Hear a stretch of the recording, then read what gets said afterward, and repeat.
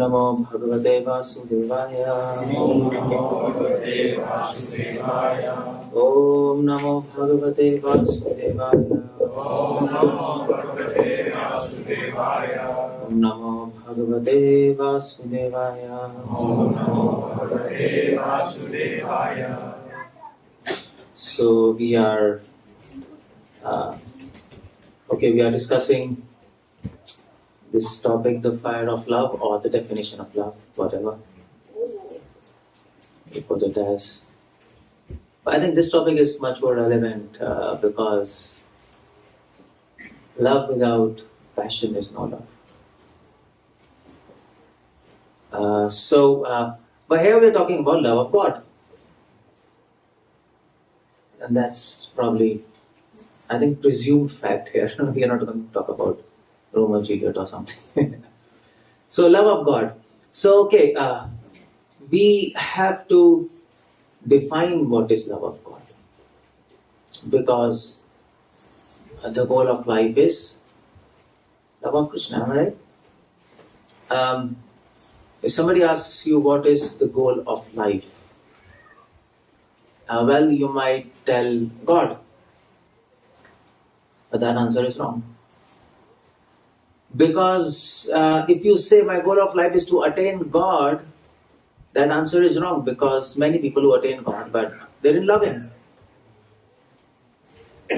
Ravan, he actually met Ram. In fact, Ram came to meet him. He didn't go to meet Ram. But of course, the agenda was killing him, but the whole idea was he met him.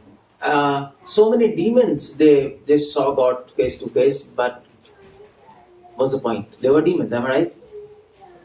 So that's why scripture says the aim of life is love of God. It's not God. Because you can be sitting here in this room, Krishna is there, but if you don't love Him, it doesn't matter whether He's there or not. So that's why Krishna Prem 𝗪𝗪𝗀𝗪𝗲𝗀 Mahan, Chaitanya Prabhu said, the aim of life is to love Krishna. Okay. Can anybody tell me what's the difference between a theist and atheist? Astik, Nastik? So what's the difference between theist and atheist? How do we define a theist? And how do we define an atheist? So, theist is someone who believes in God? Theist is someone who believes in God? No. That's what I wanted to look for. Atheist is he who doesn't believe in God. No. But he says who love God. Who love God, but atheist who love God. Okay, theist who loves God. Okay, that's a good finish. A good guess. But technically we don't define theist like that, by the way. If you go to South India, if you ask any Madhva Sampradaya, Sri Sampradaya, go to any Sampradaya, Vaishnava Sampradaya, they will ask you this question: who is a theist? Who is an atheist?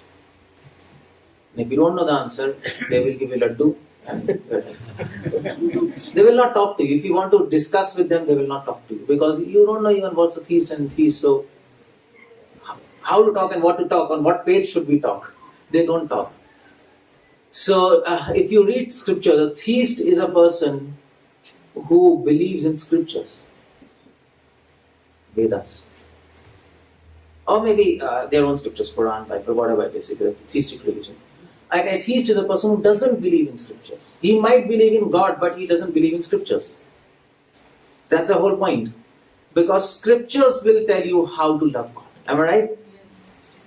So if you don't believe in scriptures, you can believe in God, but at the same time you don't know how to love Him, you don't know whether you have to love Him or not, so you become an atheist. So that's why most of the population, they go to temples, but because they have not read scriptures, they have no idea what to do with God. Whether you love Him or not love Him, they just go for their desires. And that's why they are called as theist or atheist. What do we call them? So many people come to temple and so many temples are there. I mean, all around the world. They go, they come back, but they have not read Gita. They have not read any scriptures. Neither they don't want to understand the knowledge. So what do we call them? Theist or atheist? What do we say?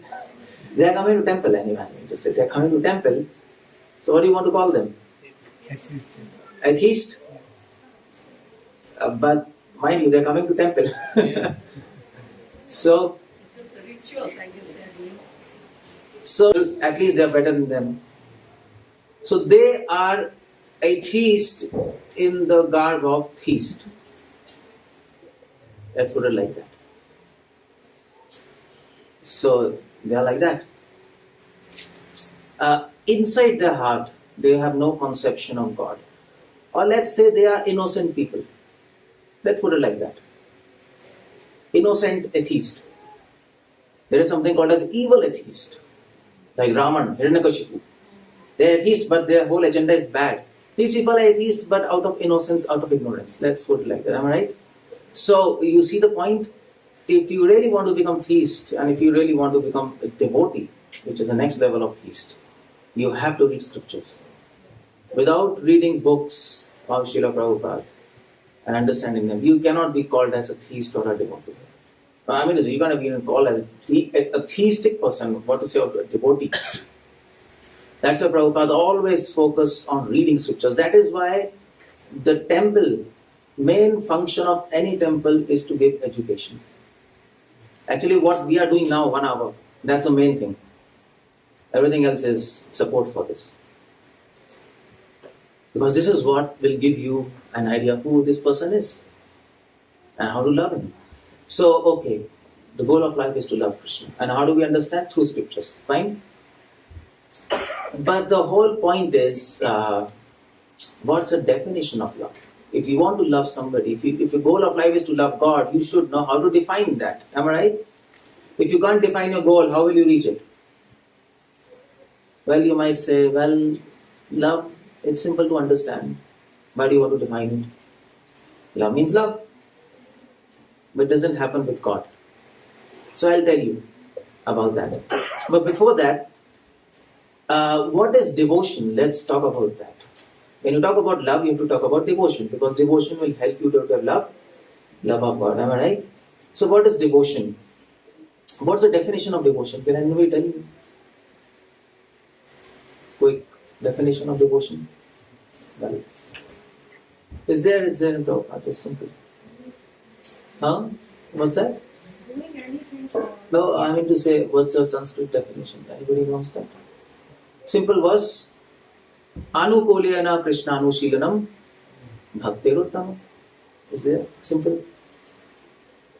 So what is bhakti? You see, the understanding of the word bhakti is service. Am I right? Bhakti, in one word it means service. Service of God. Seva. You say? But what is service? Srila Prabhupada in Nectar of Devotion, course through Prabhu Swami, this is 1.1.11. Remember this.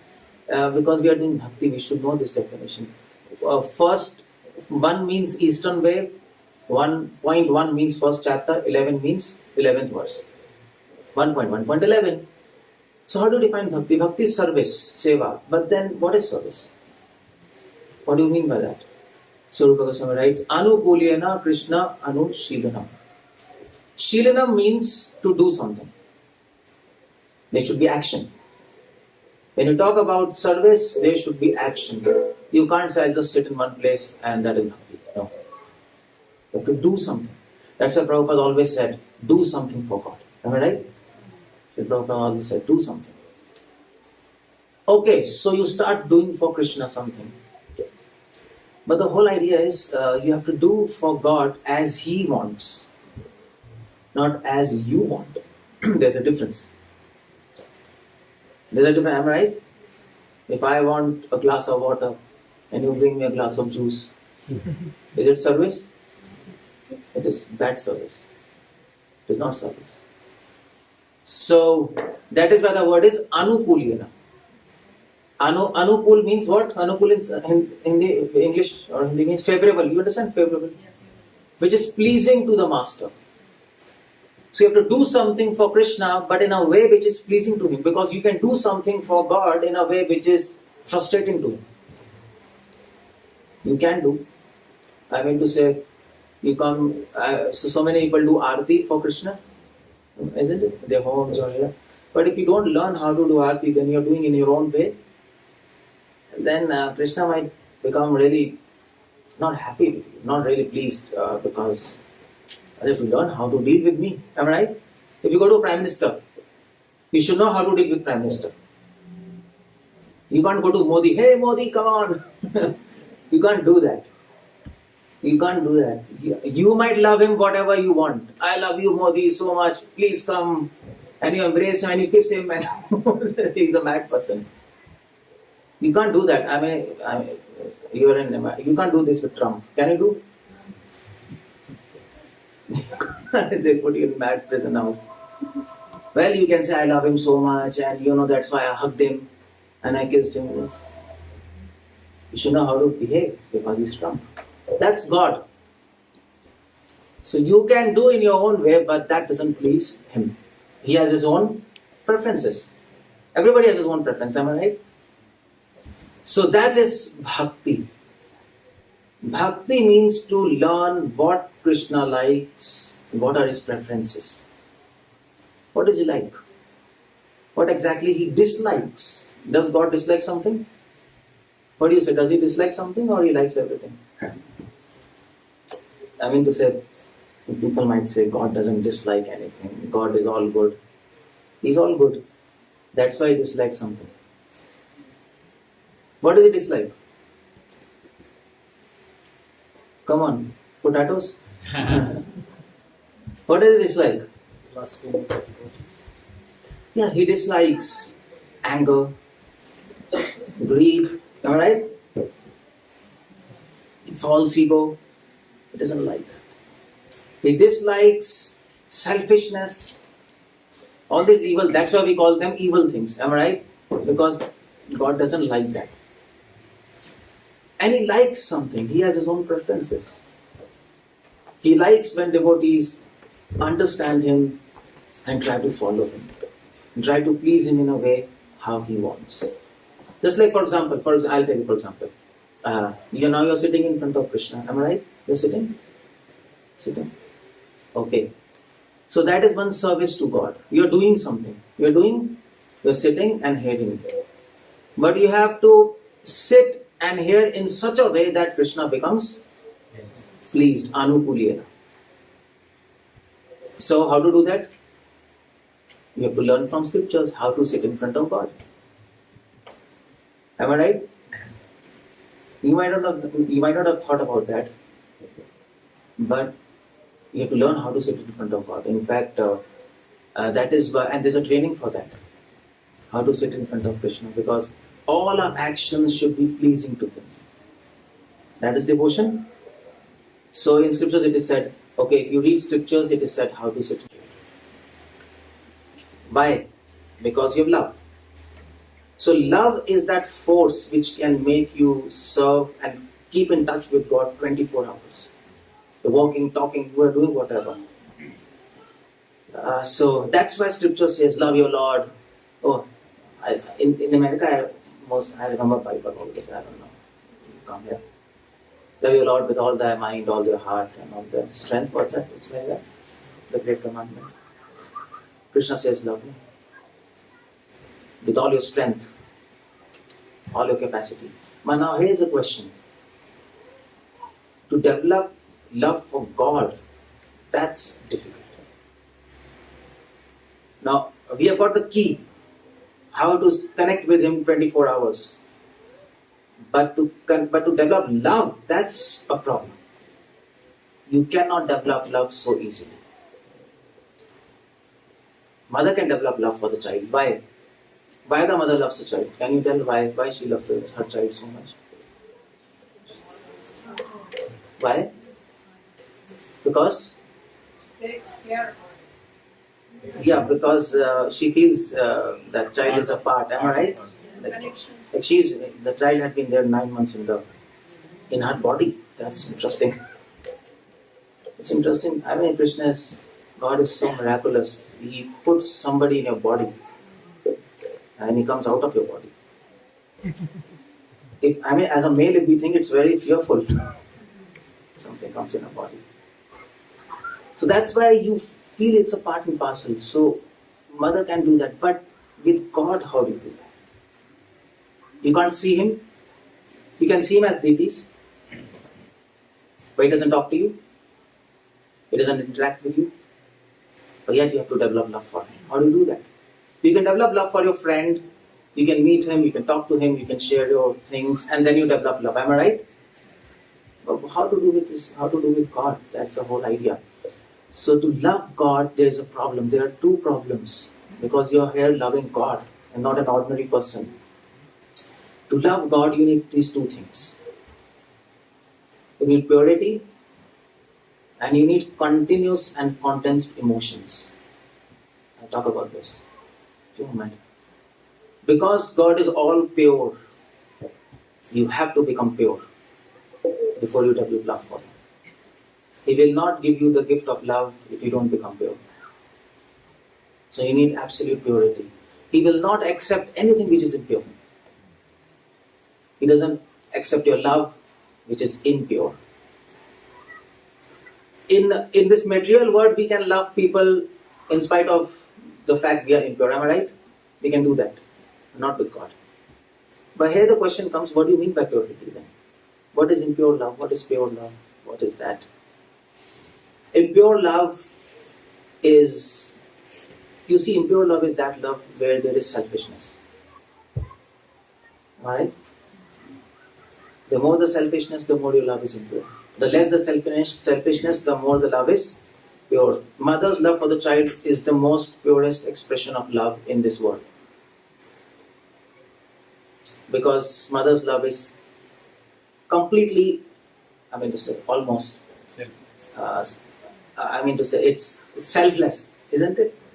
It is said in scriptures, a child, Mata, Putra ku putra syat, Mata na ku mata syat. Prabhupada quote said. The child can be, what is kuputra? How do we say that? A child can be a bad child. A child can reject the mother, but the mother can never reject the child. It's impossible because her love is selfless. That's the most nearest expression of love of God in this world. So that is purity. So that's why people say, oh, yeah, this is good love. Because she's not thinking of herself. She's thinking of the child. She can even die for the child. Okay, good. This is good love. So Krishna wants this kind of love for him. We like that, no? So he wants, okay, offer this kind of love to me. Your love should be devoid of selfishness. Your love should be pure in action, thoughts and words. In actions, in thoughts and words, you should be thinking and doing for me, not for yourself. And that's very interesting because you can say, Krishna, I love you, but then you might be doing everything for yourself. It can happen. It can happen like that. Like, for example, I'll give you example. This Bhima. Bhima is there? Bhima. So you see, Krishna told Yudhishthira to speak a lie in the battlefield. Am I right? He told Yudhishthira Maharaj, speak a lie and tell Ashwathama is dead. But actually he was not dead. So if he speaks a lie, then it is easy to kill.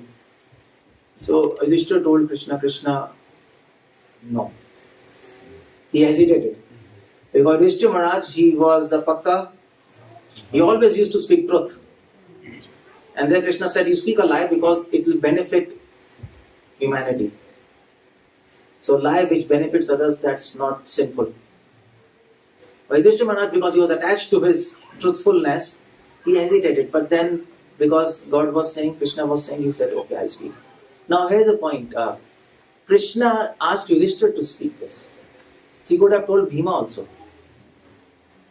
to say Ashwathama, but he didn't do. You know why?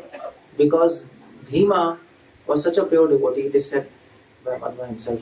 He was such a pure devotee that Bhima in his thoughts cannot even think to deny the words of God. He cannot think. He cannot think. If Bhima denies, even if he hesitates to say no to Krishna, he will die.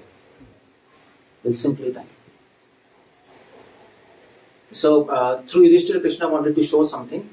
that Yudhishthira Maharaj denied him that fact he wanted to show. And because of that, Yudhishthira Maharaj had to go to hell for one day. He simply hesitated. That's what is interaction. You see, so you know why Krishna is not interacting with us now? Because we are not trained. Because that relationship with God is so fine and so subtle. And if we do something here and there, we commit so grievous offenses that we go to hell for eternity. So he says, okay, well, get trained. Get trained to deal with me.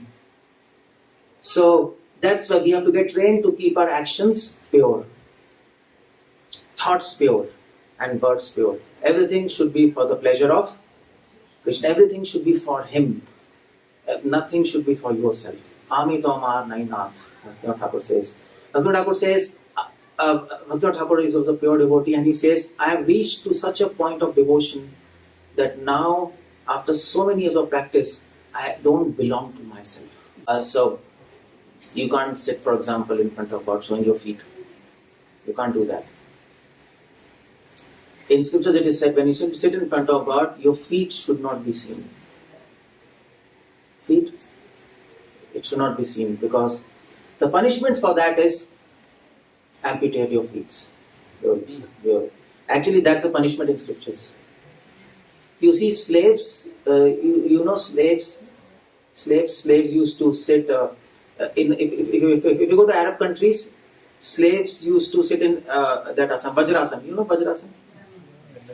Like feet behind. And if the masters would see their feet, they would cut them. Yeah, they would cut them. That's all, finished. As your feet is gone. In scripture it is said, if anybody sits in front of deities, if Krishna can see your feet, next life you will be born without legs. He will take it back. That's a punishment. Or you'll meet an accident and you lose your legs, something will happen. That's how it goes. So you have to learn how to sit in front of. Until unless you have some problems, that's another thing. That is why you see our culture, with devotion, culture is interlinked. That is why in our culture, females were wearing saris. The saris are good because it covers the feet automatically. And males were wearing dhotis. It is easy to cover the feet, because in pant and all those you can't cover. In Islam, if you go, they wear pajama. You know this? And that is why it is recommended you should all sit in Vajrasana. When they read namaz, they put their feet in head. Because if they sit like this, then their feet are seen. So there's a logic in that. So you see the point. You understand Anukulyana Krishnanu Shilanam. This is bhakti.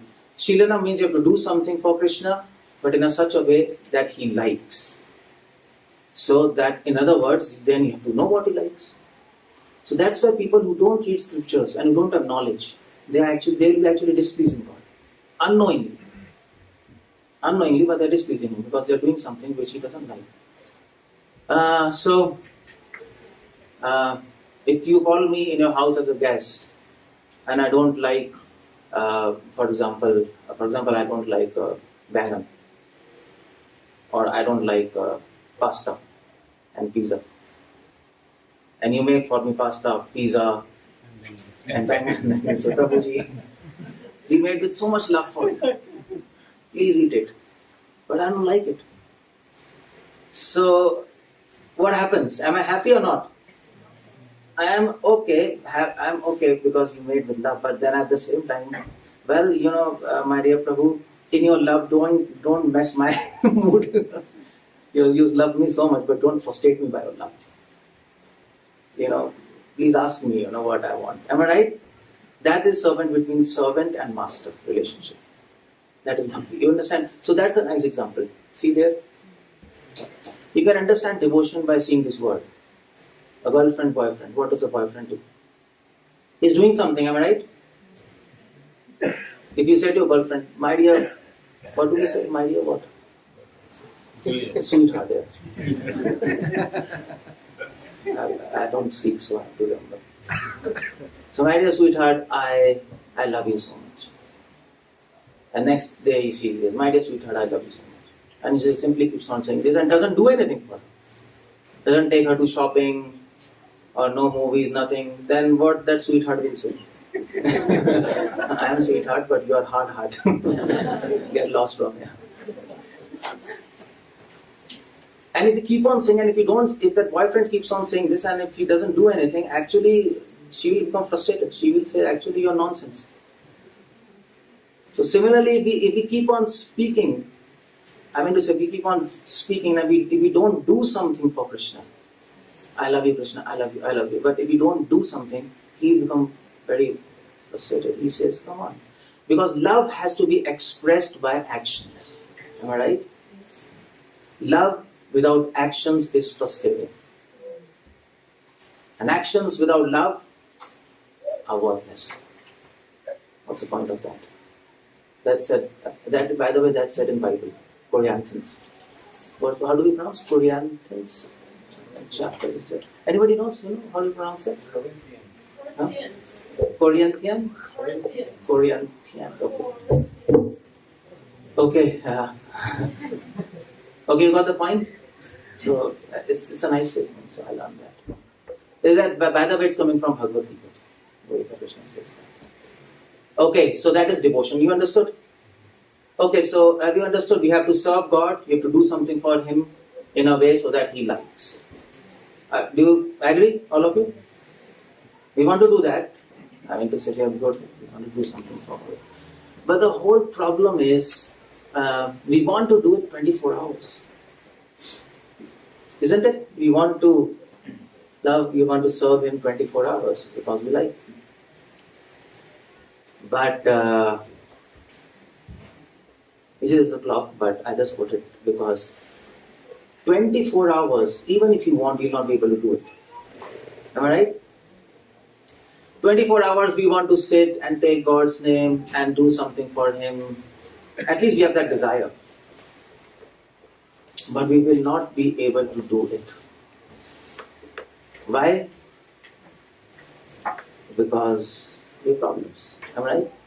We are lazy. Our mind is distracted.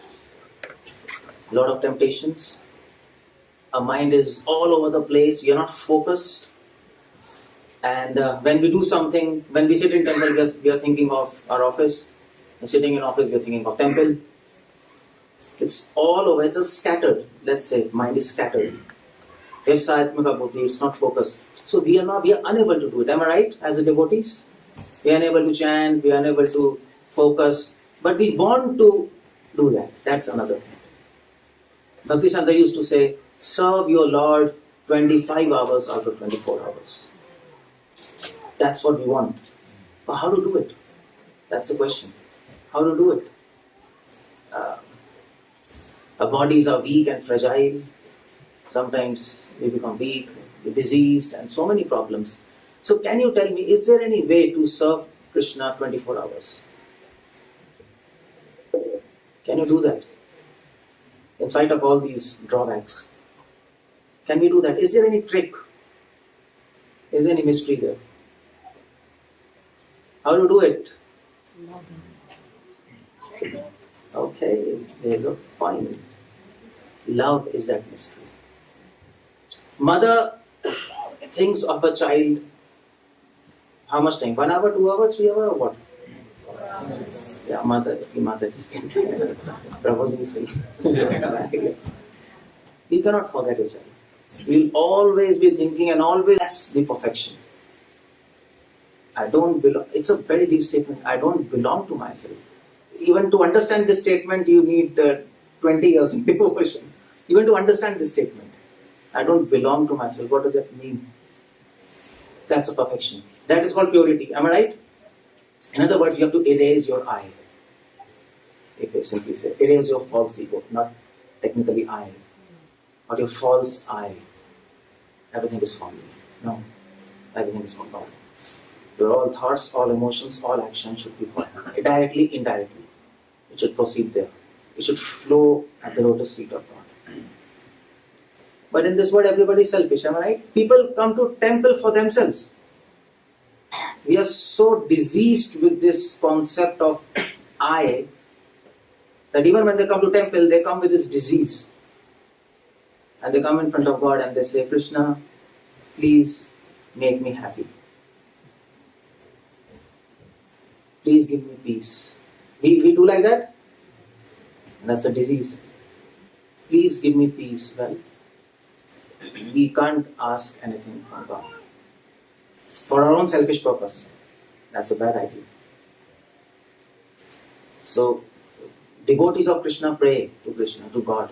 Krishna, please make everyone happy. That's a good thing. Why only me? You are special? If you go to God, say, Krishna, please give me peace and make me happy. Krishna says, why only you? Is there any speciality in you? Please tell me. Then what will you tell me? What will you tell? And then Krishna will tell, okay, I'll tell you how unspecial you are. You think you are special? Come on. I'll teach you. So there's a difference, am I right? So this is, you need purity. Another thing to attain love of God is, you need continuous and condensed emotions. Emotions should be continuous. Our emotions sometimes go to God, sometimes to word, sometimes to people, sometimes to us. It's all haywire. And what's that verse in Bhagavad Gita? Can anybody tell? Devotees? Krishna says, focus your emotions on me. Anybody knows? No. 𝗙𝗂𝗹𝗹𝗀𝗪𝗔 𝗪𝗂𝗪𝗀𝗪 𝗪𝗂𝗪𝗪. You see that verse? Krishna says, fix your intelligence, fix your emotions on me. So you see, the whole process of devotion is to actually safeguard our emotions. Just like mother takes care of child, we take care of our emotions. We don't let our emotions go here and there. We reserve it for God. That's love. That's love, am I right? Even in mundane world, a girlfriend will want that the boyfriend should love her and her only. It happens. Otherwise, she'll say you're cheating. That's a relationship. So you want to develop a relationship with Krishna, and He demands you have to love me and only me. That's love. That is the condition of love, by the way. That is the condition of love. So you see, so your emotions should be continuous. It should not go here and there. And condensed, very strong emotions. Such strong emotions that even if you don't want to think of God, you will be thinking of Him. Even if you want to forget Him, you will not be able to forget Him. That kind of emotions we need. Let's say condensed, or let's say, how do we call it? Condensed. Focused, firm. Actually, that's deep rays. It's like, emotions are like laser. Intense. It's just for Krishna. That is how devotees live. So, love of God, you need these two things, and these two things are very difficult. Am I right? To become pure, it's not easy. We slip. Am I right? We slip. And to keep emotions intact and not let it go here and there, we become tempted. Maybe out of weakness, maybe out of ignorance, maybe out of lack of attentiveness, but we do. So what to do? Now here comes the role of sadhana bhakti, right? So you need to practice. Practice to make yourself pure, and practice to make your emotions focused on God. That is technically called as sadhana. Yeah, you see, now you understand? Sadhana bhakti is not finishing your rounds. Only. Sadhana bhakti is not living in temple only. Only what is important. Sadhana bhakti is not just reading books only. No. Sadhana bhakti, we are doing these two things. Trying to make ourselves, we are following a process to make ourselves pure and condense the emotions. Just like people condense milk into, what do we say, butter? Here we call it butter. Khoya, what in Western world, what do you call it? We boil the milk and then condense the milk. Condensed milk. Sometimes they call curd, sometimes they call cheese. I'm fully confused. In Western world, I don't understand that their terminology is different. So, how to do that? That is sadhana bhakti. So, what is a definition? This is a practice of devotion. This is what we are doing. If whatever you are doing, it doesn't help you to achieve these two, your process is a failure. That's all. If you're chanting, if you're putting tilak, if you're coming to temple, if you're ordering prasad, if you're doing management, if you're doing whatever, book distribution, but if you're not becoming pure and if your emotions are not becoming focused on God, it's a waste of time. Simply. Because you're not following the process. So then there is no effect. You can get some sukruti, some pious credits, but we're not talking about that here. We're talking about attaining the goal of life, love of God. You will not get it. So that is why the definition of sadhana bhakti is this. Remember this as a devotees. What you are doing, you should know. 1.2.2, Eastern section, 2nd chapter, 2nd verse. Remember that. The sadhana bhakti is this. Kriti sadhe bhavet sadhe bhava sadhana vida nitya siddhasya bhavasya prakatam hidi sadhya. This is Sanskrit. Simple, I'll explain you what this means. Kriti sadhe. Sadhana bhakti has two components. First component is Kriti. You can see Kriti sadhe there. Everybody? The word Kriti is a Sanskrit word. And you know what it means? Kriti, what it means? Kriti comes from the word Kri. Kri dhatu. Kri means to do. Kare. Kri means to do something for God. So what is practice of devotion? You're doing something for Him. You're chanting, that's action. You're hearing lecture, that's action. You'll be honoring prasad, that's action. Making temples, that's action. You're doing Kriti. But this is Kriti. You know what is Kriti? Kriti, Akriti. You're doing something with a result, not a random action. It's a result-oriented action, component of sadhana bhakti. A result-oriented action. You're not just chanting, finishing your rounds and making temple prasad, not just. You want a result out of it. And what kind of result do we want? Why we are doing these things? So that we become pure. Am I right? I told you? We become pure. That you have to keep in mind. You can keep on chanting for years together, but at the same time you can remain impure. Am I right? If you don't know what you are doing. And many people do like that. As a ritual, this is called a ritual. Difference between a ritual and devotion is, it appears same, but difference is in a ritual, person is doing something with no idea of what's the result and why he's doing. But those actions are not bad. Same rituals can become devotion if it is done with proper understanding. Alright? So Kriti sadhe. First component of sadhana is you're doing something with a result. So you have to check yourself whether you're becoming pure or not. And you have to regularly check yourself. And what's the day of checking ourselves? When do you check yourself? At the end of the year? When there's, what's that? Income tax? When do you check yourself? Huh? End of the day? Okay, end of the day you should check. But there is one day dedicated for that. You need to check yourself. What's that day? Sunday. Sunday? Sunday. Okay, that's a good answer. There's one day you know that, but you don't do that. You know that, but you don't do that. That's why I'm giving this seminar, to make you understand you should know what you're doing, otherwise you're blind, you don't achieve anything. You know what's that day? 𝗙𝗏𝗄𝗃. Bhaktivinoda Thakur writes, 𝗙𝗏𝗃 is a day for introspection. To analyze yourself, what is happening with you. What did you do in 15 days? How much pure you have become? Next 15 days, how much pure you have to become? It's a day of introspection, planning and checking yourself. That is 𝗙𝗏𝗃. 𝗙𝗏𝗃 is not just you eat kutu atta and just sleep and chant 24 rounds. Oh, I have done 𝗙𝗏𝗃 and okay, yes, you can chant 25 rounds, you can chant 30 rounds, you can chant 64 rounds, but it doesn't help you if you don't know what you're doing. Alright? A machine can chant 24 hours. Nothing happens. You know why I'm telling you this? You know why? Because this is all from Prabhupada books. And I'm telling you, Prabhupada books are scientific.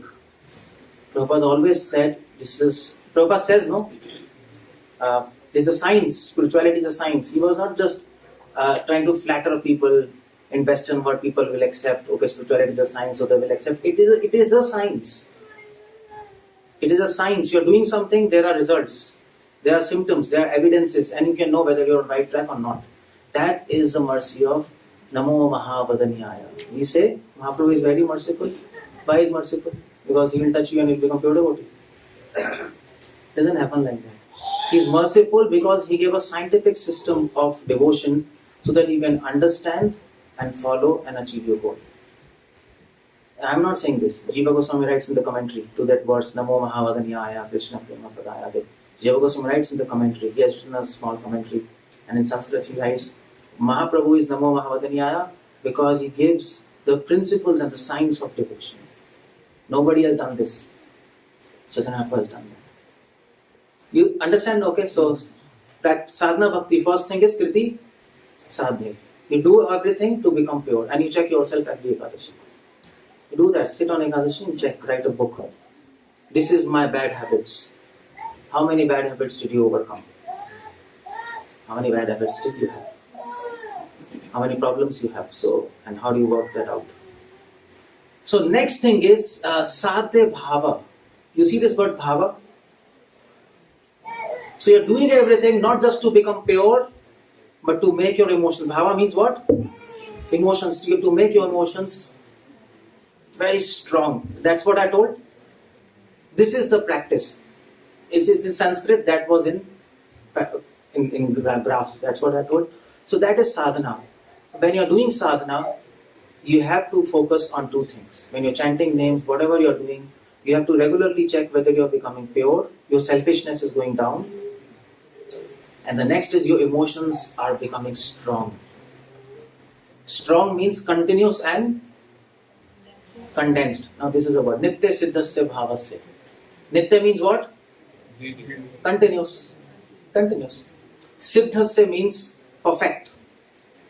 Your emotions should become continuous and perfect. Our emotions now fluctuating. Am I right?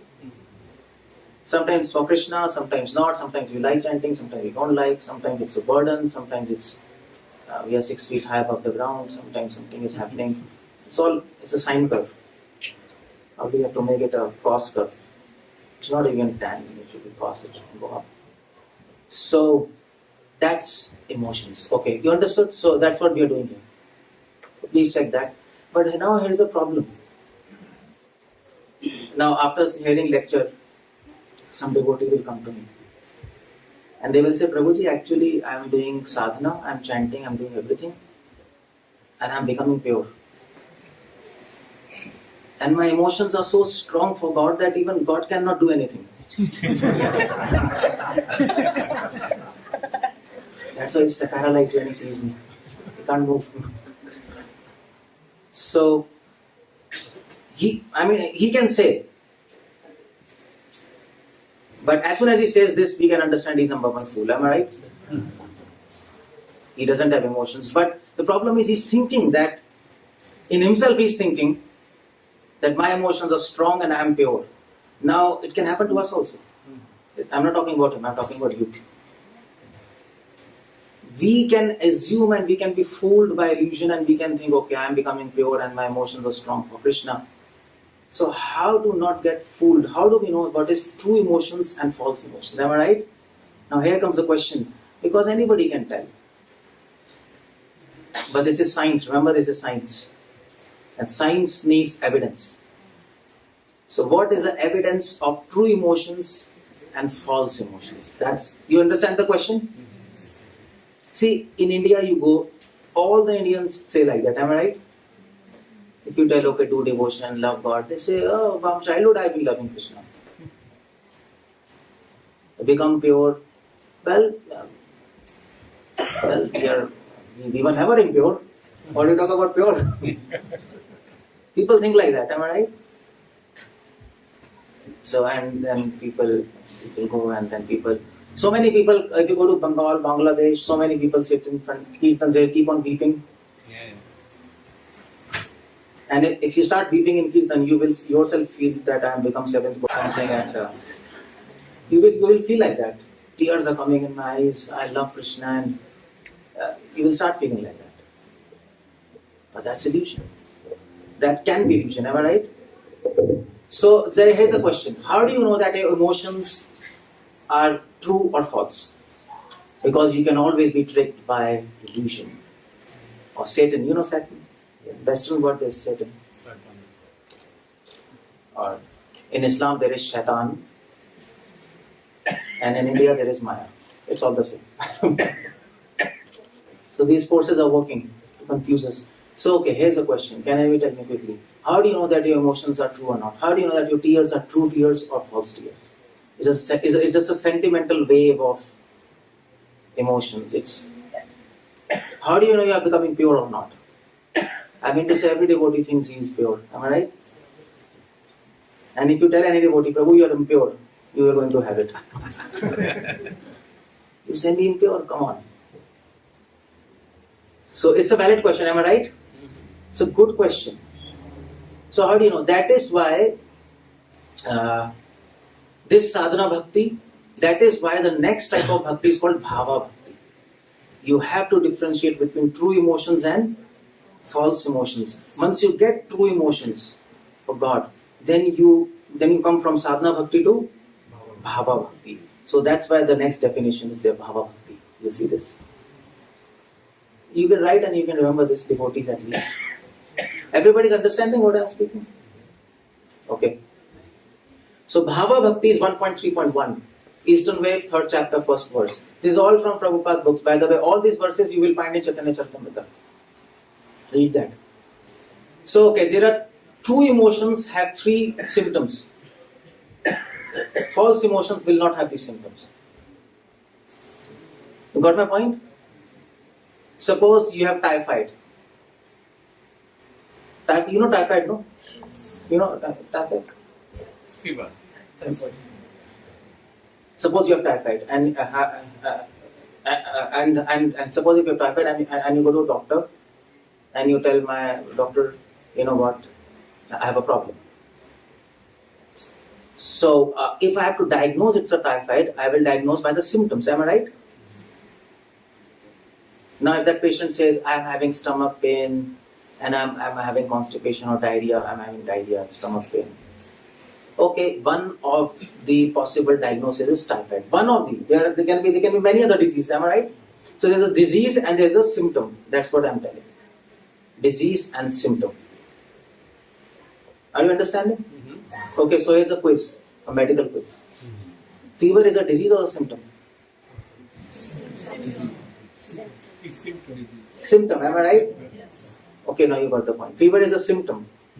If some patient has a fever, there can be many diseases which can cause fever. So if fever is it, then we understand is disease. If fever goes down, then we understand disease is going down. So symptom and disease. So bhava, true emotions have symptoms. False emotions will not have those symptoms. And those symptoms we can see. Everything, science is objective. Now that person says, I'm feeling pure and I'm having emotions. Okay, let's check your symptoms. And then we can tell you whether it's false or true. Okay, so what are the symptoms? There are 3 symptoms. You see there? Shuddha sattva vishesha atma. That's the first. Sattva means goodness. Shuddha means pure goodness. But you see pure goodness. But then it is Vishesh. Vishesh means special. Special pure goodness. Anybody who has true emotions for God, he will develop all good qualities. You see that? I don't know, you can see that? Good qualities? He'll come in mode of goodness. Actually, pure mode of goodness. With no faults. Full of good qualities. If that devotee, he's weeping, he's having emotions, he's saying I'm pure, but his attitude and his behavior is not good. He doesn't express good qualities. That means all his emotions are false. That's an illusory trick. That's what it's a sentimental thing. So that's the first symptom. He will develop good qualities. So, anyway. So, do you know what's good qualities? Everybody knows or not? I mean to say, you all know what are bad qualities. That's okay. We all expert in that. But sometimes it's difficult to get a list of good qualities. Good qualities like 13th chapter, 1st verse, Bhagavad Gita, you read. 19 good qualities, Krishna says. What's that? Amanitvam, adambitvam, shanti, humbleness, simplicity, truthfulness. Alright? Yeah. Interest in spirituality, respecting others. All these good qualities will manifest in you automatically. So that's the first thing. So that person cannot cheat himself and neither others. Am I right? He cannot, because now we have got the symptoms. So, okay. Next thing is Prema Suryamshu Samya Bhav. Prema means love, Surya means sun. Amsha means a particle. That means when you get true emotions, you will get desire to attain love of God. But if you have true emotions for God, you will get an intense desire to attain love of God. Just like we now have intense desire to attain so many things.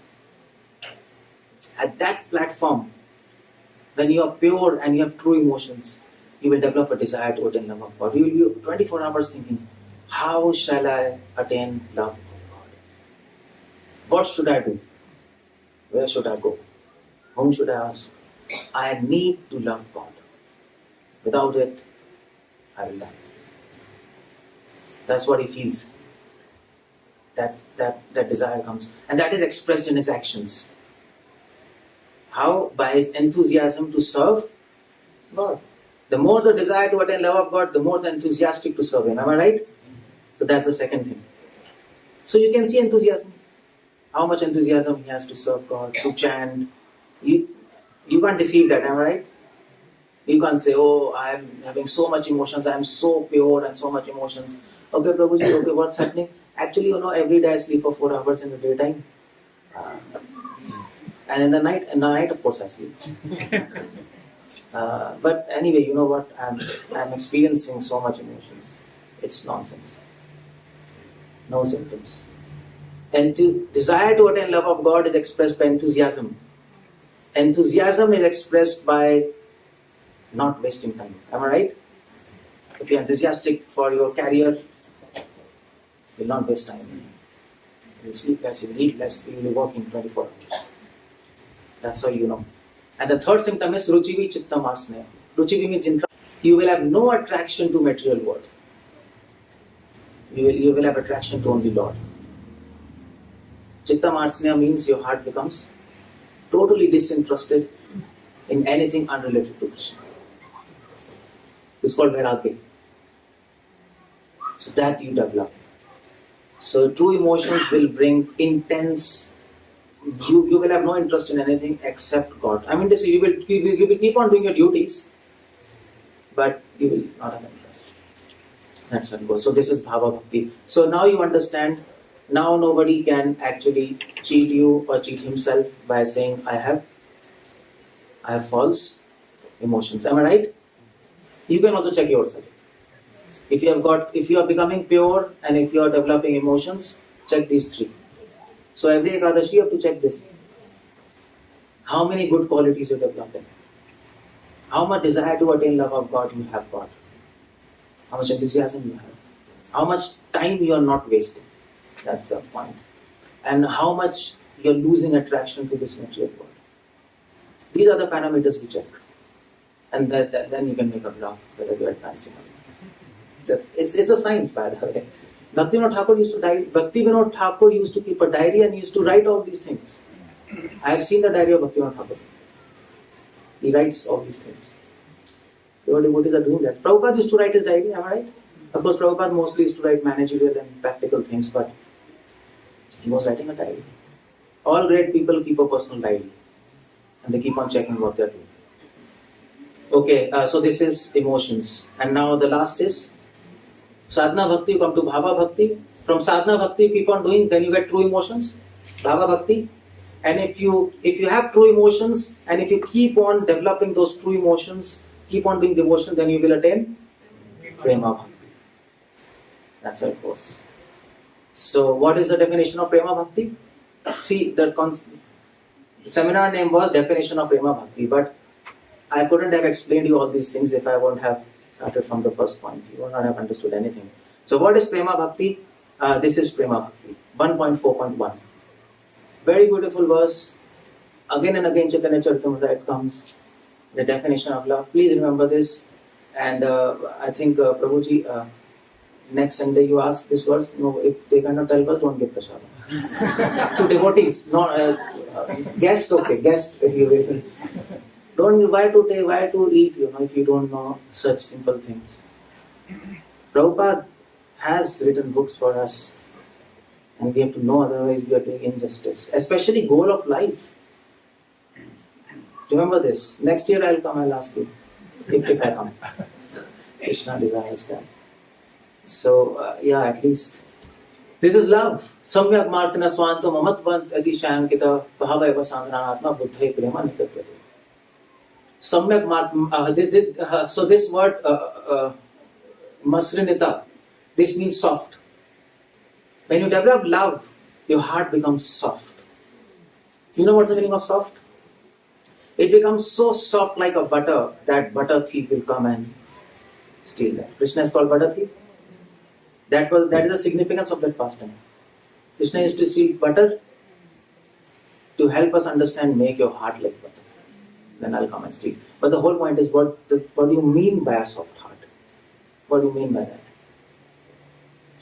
Now, can you tell me what do you mean by soft heart? What do you mean by soft heart? What is a soft heart? What happens? A cardiologist will open your it's so soft. That doesn't happen. It's mostly attitude towards Krishna. By the way, if you read Bhagavatam, 𝗙𝗪𝗪𝗀𝗪𝗀𝗀 𝗪𝗀𝗪𝗪𝗀𝗪, there's a verse there. Prabhupada writes a big commentary. Prabhupada says, those hearts are steel framed, which are full of offenses and evil propensities. Hare Krishna. Right. Okay. Should I tell you? Okay, so those hearts are steel framed, which are full of offenses and evil propensities. A soft heart, at the level of love, your heart becomes so soft. It is just so devoid of offenses and evil propensities that Krishna starts liking you. Am I right? A pure person likes a pure person. Am I right? An evil person will like evil. What do we say? Birds of same feather? So Krishna, God is supremely pure. So He will only like to have company of pure people. Naturally. So you become, samyak means fully. When you attain prema bhakti, you're fully pure. And you're devoid of all evil propensities, all offenses, everything gone. No enviousness, nothing. That's called soft heart. So, and the next is mamatva 𝗙𝗪𝗀𝗀𝗀𝗀. Mamat, do you understand mamat? Mamat means possessiveness. At the level of prema bhakti, you know what a devotee feels? He feels Krishna is mine and I am Krishna's. Bhaktivinoda Thakur writes, Ami to tumar, tumi to amar. Hey Nath, Ami to tumar, tumi to amar. That possessiveness comes. He is my master and I am his servant, and that bond cannot be broken. In spite of thousands of problems, it cannot be broken. That is called mamatva. So you start feeling he's my master and I exist for him. And I am his servant. Whatever he tells, I have to do in spite of my life and death. It has to be fulfilled at any cost. That's called love. Prabhupada had love. For fulfilling Krishna's desire, he went to America, he risked his life, am I right? So here, there's a component of risk. At the level of love, he will take any risk. He'll go to any extent to fulfill the desire of God. Possessiveness. And the third is bhava santranatma. His emotions become. At bhava bhakti, emotions are strong. At prema bhakti, emotions are so strong. At bhava bhakti, the devotee wants to remember God. At here, emotions are so strong that a devotee wants to forget God. but he will not be able to do that. The emotions are so strong at this point when he's in love with God that his daily routine work will start getting interrupted. So he wants to forget him so that he can do his normal things, because he's always in a trance. You know, it is a trance, you go in trance. So at this time you want to forget, but you'll be unable to forget. Emotions will carry you. It's almost like lust. Lust carries you. And then you don't know where you are, and then suddenly, what I'm doing? That's at this level. Emotions are so strong. That is love. And you know the word used is 𝗙𝗲𝗪. See this? Prabhupada says, only intelligent man can do devotion. You have to have intelligence. That's why the word 𝗙𝗲𝗪 is used with prema. Generally people think love is, you don't need intelligence. Am I right? Want to discuss so much philosophy and this and that. No. You have to have intelligence. 𝗙𝗲𝗪, prema. Intelligent people define love like that. And that is love. So this is how you attain love. Sadhana bhakti, bhava bhakti and prema bhakti. So I've defined love for you. Please remember this. And check what's happening with you, where you are. And that's why Srila Prabhupada says, I'll end here. Prabhupada says in Bhagavatam 10.8.45, Prem Pumarthaman, the greatest necessity for a human being is achievement of love for the Supreme Personality of Godhead. You see the word there, necessity? Generally we say love is a goal of life. But here Prabhupada says it's a need of life. It's a difference. Without love, you are incapacitated. You are like a, what do we say? People who don't have limbs? Handicap? You're a handicap without love. Because you cannot serve your Lord, your Master 24 hours. You will do mistakes and faults. And you will get hurt. And the last thing you want to do in this life is to hurt God. And then He will reciprocate. He will reciprocate with you. And you will know He is reciprocating, but through symptoms and evidences, not by just feelings. So that's what Prabhupada says. Thank you very much. Hare Krishna.